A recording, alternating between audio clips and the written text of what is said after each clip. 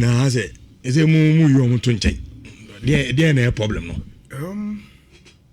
Okay, so there are two similar examples. At the end of for the first time, England decided to hire a German coach for the senior national team.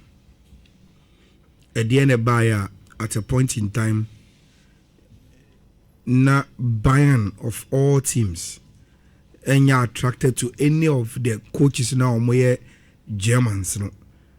And they had to give the job to Vincent company.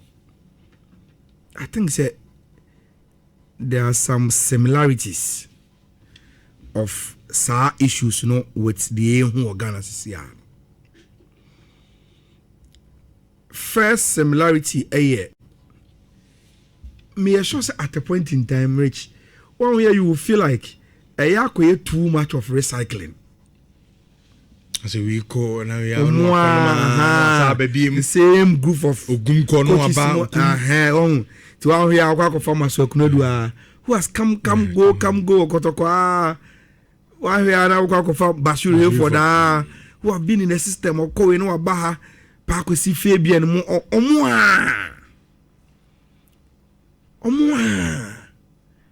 nti sawukwa sina you are not in a position say osabe di adwane na de bia wota di bi ma and we are the one be che be foforo and she power the one be che be foforo. So that could be one. Number two, Rich Uti Alaji Gruza, he went straight into enkomo about coaching education. Into Gruza say coaches now no go for mo bafra mo no ne no. Omo mana no mo di nkoma omo an almost do omo ko school. Ko ye omo courses, exchange programs, refresher courses. Or tisi ye seminar wa no sponsor no akọ. Enso Ghanaian coaches uni omo di nkoma. They are waiting on the FA. And they are buying. They are waiting on the government. Ubusom si ona sa buying the CK Jamfi mo ne. Titi coaches no kwakwa aboche kosia courses eno mbe coachi nti adentina ye dey dre so dey nti obi e twen aban even in your private life na we say ke na twen aban say ke be twen aban ansa na university anase bi akọ but that's not the case nti ya kwakwa say the football industry no ya jatum say about the modern way of coaching ye local coaches sem eto sini kakra into one way na unya any option than to go in for an expatriate. Rich ebiemu so no there is this idea industry nim and so I advantage when you bring in a foreign coach. They come in with some, how to put it, with some agency vibes. Oh, me bar semi-free tekia. You both season we are least. Oh, mommy players bear 4-5. Be able to make try or techie. Ma come more exposure, and I can link them up with some because majority of the coaches no mobile, they come through foreign agencies. Rich, the network of media no mudino. A switching just giving you a coach. They have teams. They have other coaches elsewhere. And a network you want to be associated with for total football business. But the NTN raising issue we no.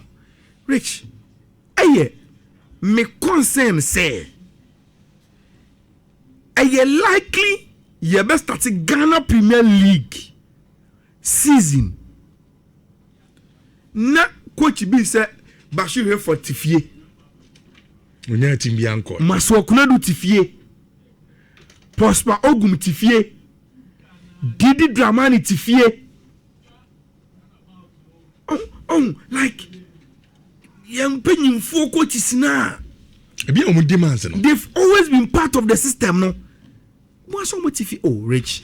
demands bay, but Hereford was just a coach of Heart of Lions. But if you are, I was bet me a chia. Be a bit near the intimate Agama.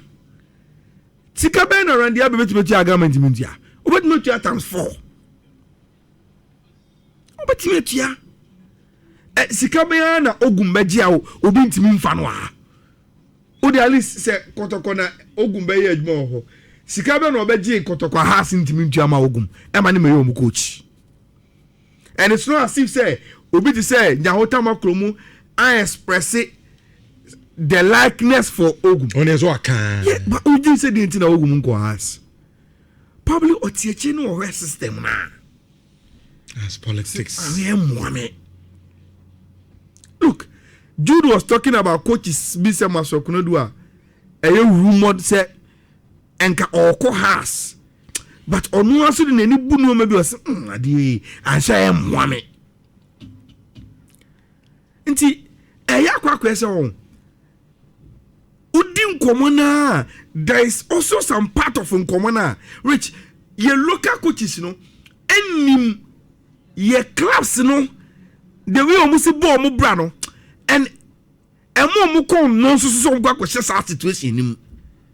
And it's all your Bruno national team or some momentarily.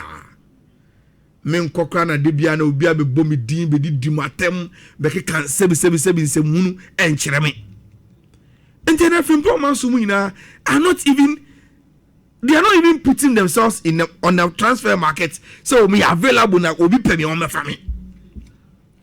Into one way on say and ye nim komu way I'm finding solution. Rich, do you know what you are going to get? At a point in time, we are going to have 2 categories of coaches in the Ghana Premier League. It is either you go in for the young guys.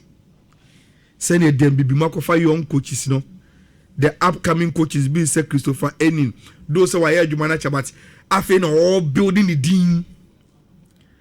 Coach be say Samate Sakofa former vision Nana Jimai Musomoku into the new breed of coaches in Kran and as an expatriate. In between now and Kebenya coaches in Penny 4 they've been there and around for a long time.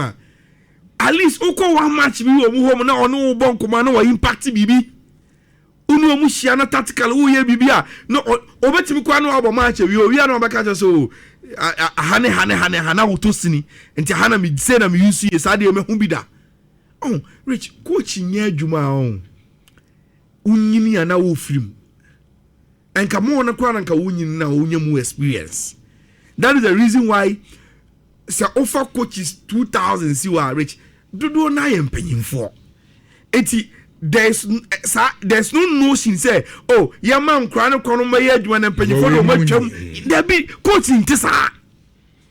There should be a problem enti ene you know say anhwe ya ye be start Premier League no ye nya fempo man so masokuna du Bashir Hereford Prosper Ogumo to be part of the league story I ever tried 2026-2027. That is where my problem is. Okay.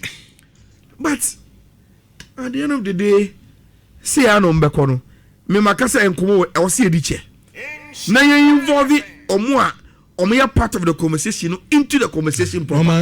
Yes. Into one of these days. Yemfre coach isia bobo mudin. Yemfre Ogum. Yeah. Yemfre Bashir Hereford. Yemfre coach from Paul Mansomu. Yemuso say enka mo na nka sisi e ba local football coaches moye pioneers amudi ani mo ye mpanyimfo but yentimudi around the Premier League. What is the problem? Eventually na yemra insurance for when from patrol yeba yen chekra na yaba to so